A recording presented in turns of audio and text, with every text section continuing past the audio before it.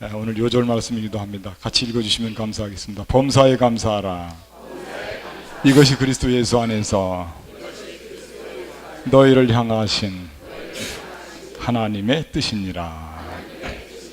아멘.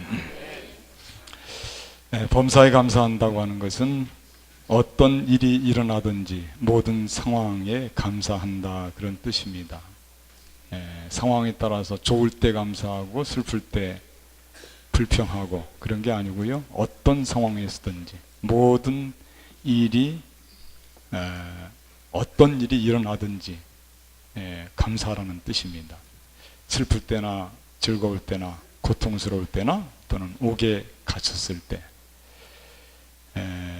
여러분, 봄에 농부가 열심히 씨를 뿌리고 농사를 짓고 한여름 땀을 흘리면서 거름을 주고 물을 주고 잘 가꾸어서 과일이 참 풍성하게 열리는데 느닷없이 늦은 가을에 태풍이 휘몰아쳐서 모든 열매들이 땅에 툭툭 떨어지게 되면 그래도 감사할 수 있을까? 그래도 감사하라는 거예요.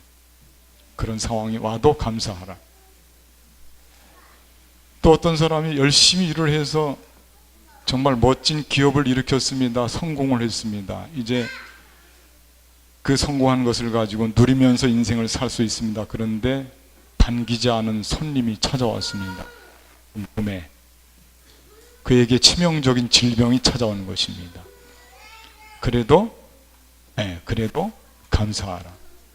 아이들이 지금 시끄러워서 예배 분위기가 잘 나지 않습니다.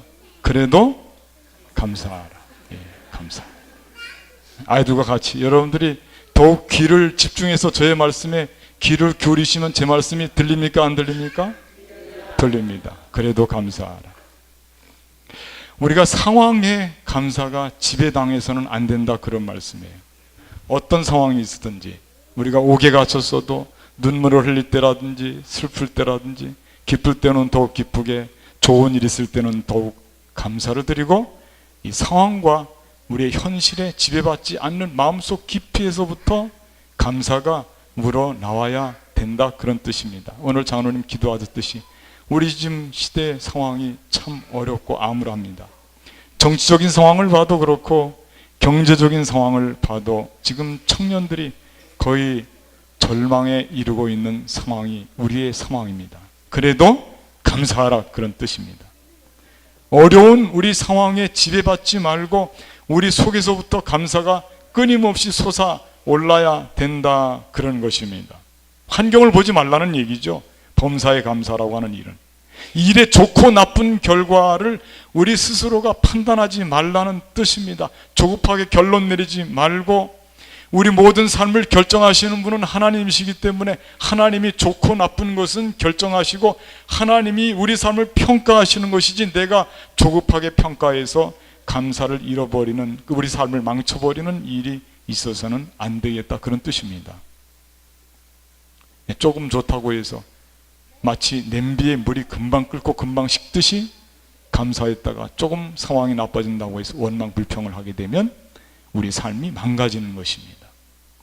오늘 바울이 범사에 감사하라고 그랬는데 이 바울의 삶을 우리가 잠깐 살펴보면 그는 정말 범사에 감사할 수 있는 사람이었을까? 전혀 그렇지가 않습니다. 그는 유능한 법조인이었지만 갑자기 몰락한 사람이 되었습니다. 여러분, 법을 공부해서 법조인으로서 살아가는 사람이 갑작스러운 몰락을 당하게 되면 그게 감사한 상황이 결코 아니죠. 그는 성적으로 결함이 없는 사람이었지만 결혼하지 않은 사람이었습니다. 그는 몸에 질병을 가지고 있었는데 그 질병을 알리기를 부끄러워했습니다. 자존심과 관련되어 있는 것이었습니다. 이 질병이 그의 삶을 몹시 괴롭혔습니다. 이 정도만 돼도 바울은 범사에 감사할 수 있는 조건이 되지가 않습니다. 그래도 그는 감사한 겁니다. 더구나 복음을 증거하기 위해서 힘을 다했지만 그는 감옥에도 갇히고 매를 맞기도 하고 옷을 벗김당하기도 하고 치욕을 많이 당했습니다. 그래도 그는 감사를 고백하고 특별히 감사 앞에 범사라고 하는 말씀을 붙여서 범사에 감사한다고 고백을 하고 있는 것입니다. 그렇다면 바울이 어디 정신 나간 사람인가? 바울이 미친 사람은 아닌가? 아닙니다. 바울은 우리 삶에 있어서 가장 모범적인 삶을 산 가장 현명한 사람인데 그랬습니다. 그렇다면 바울이 이렇게 어려운 상황 속에서도 범사에 감사할 수 있는 사람이 된 데는 과연 어떤 이유 때문에 그런 것인가? 바울이 어째서 그의 상황은 결코 감사할 수 없는 상황인데 그렇게 자연스럽게 범사에 감사하라고 하는가? 그건 자신의 존재에 대한 큰 깨달음 때문에 가능했습니다. 그 안에 예수 그리스도의 영이 그를 다스리고 있다는 사실 때문에 그는 범사에 감사할 수가 있었습니다. 바울은 바울이 아닙니다.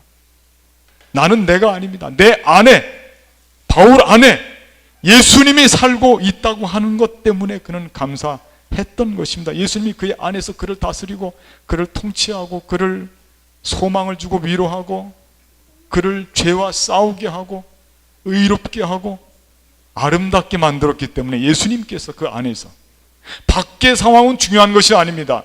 내 안에 예수님이 계시면 어떤 상황이라도 문제가 되지 않습니다. 예수님이 누구십니까? 내 안에 계시는 예수님이 누구십니까? 그분은 하나님의 아들, 독생자, 전능자, 기묘자, 평강의 왕입니다. 사망 권세까지도 제압하시는 분이시고 부활의 주님이십니다. 그분이 내 안에 계시기 때문에 밖의 상황이 아무리 어려워도 나는 그 상황에 지배당하지 않고 하나님께 감사를 드릴 수 있다고 하는 것입니다. 그것이 바울의 삶이었습니다. 다시 오실 예수님, 심판의 예수님, 우리를 위해서 중보하시는 예수님, 끊임없이 기도하시고 나와 함께 동행하시는, 내 안에서 나를 다스리고 통치하시는 그 예수님이 있어서 그래서 바울은 감사할 수 있었다고 하는 것입니다. 예수님이 계시면 밖의 상황은 별로 문제될 게 없어요. 왜냐하면 밖에 있는 모든 상황을 예수님이 제압하시기 때문에 그렇습니다. 그래서 우리는 밖의 상황에 따라서 금방 감사했다가 금방 돌변해서 원망하는 사람이 되지 않습니다. 바울처럼 우리 안에 예수 그리스도께서 자리를 굳건히 잡고 우리와 함께 동행하시면서 살게 되면 우리도 상황을 바라보고 어떤 때는 감사하고 어떤 때는 슬퍼하고 원망하고 그런 삶이 아니고 끊임없이 범사라고 하는 것은 아까도 말씀드렸습니다만 어떤 일이 일어나든지 모든 상황에서 감사를 할 수 있다고 하는 것입니다. 지난주에 말씀드린 것과 같이 우리는 특별히 다른 어떤 것보다도 내가 이미 예수님을 믿고 그리스도인이 되었기 때문에 감사할 수밖에 없습니다. 내가 그리스도인이 되었다고 하는 것은 내가 하나님의 자녀가 되었다고 하는 이 신분의 놀라운 변화거든요.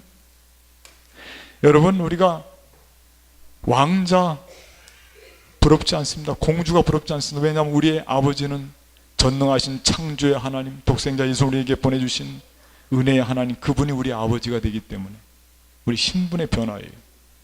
예수님을 믿게 됨으로써 우리는 그 누구도 부러워하지 않아도 됩니다. 하나님이 우리의 아버지가 되기 때문에 예수님을 믿음으로 말미암아 우리가 구원받았기 때문에 사망 권세를 제압할 수 있습니다. 어떤 경우에도 두렵고 떨림이 없습니다. 예수님 믿는 그 믿음으로 거짓의 형이 우리를 유혹해도 그 거짓의 형이 우리 마음을 암흑세계로 만들어도 우리는 겁낼 것이 없습니다. 왜냐하면 해보다 더 밝은 예수님의 밝고 밝은 그 영이 우리를 환히 비춰주기 때문에 우리의 마음에 그늘이 소멸되고 맙니다. 예수님의 영으로 살아가는 사람들은 그래서 감사할 수밖에 없고요, 범사에 감사가 가능한 것입니다. 만일 예수님의 영으로 살지 않으면 우리가 아무리 오랫동안 교회를 다녔다 할지라도, 아무리 우리가 많은 사람을 전도했다 할지라도, 예수님의 영으로 살지 않으면, 아무리 우리가 구제하고 좋은 일을 많이 했다 할지라도 예수님의 영으로 살지 않으면 우리는 범사에 감사하는 일에 실패하고야 말 것입니다. 그러나 예수님의 영으로 살게 되면 내가 사는 것이 아닙니다. 바울처럼 이제는 내가 사는 것이 아니요 내 안에 그리스도께서 사신다고 말씀하신 것과 같이 우리 안에 예수님이 나를 이끌어 가시는, 그래서 나의 존재, 나의 삶은 내 삶이 아니라 예수님의 삶이 되어서 예수님이 나를 이끌어 가시는 그런 예수님의 영으로 사는 사람은 모든 일을 만나도 감사할 수 있는 사람이 될 줄로 믿습니다. 예수님의 영으로 사는 것이 중요합니다.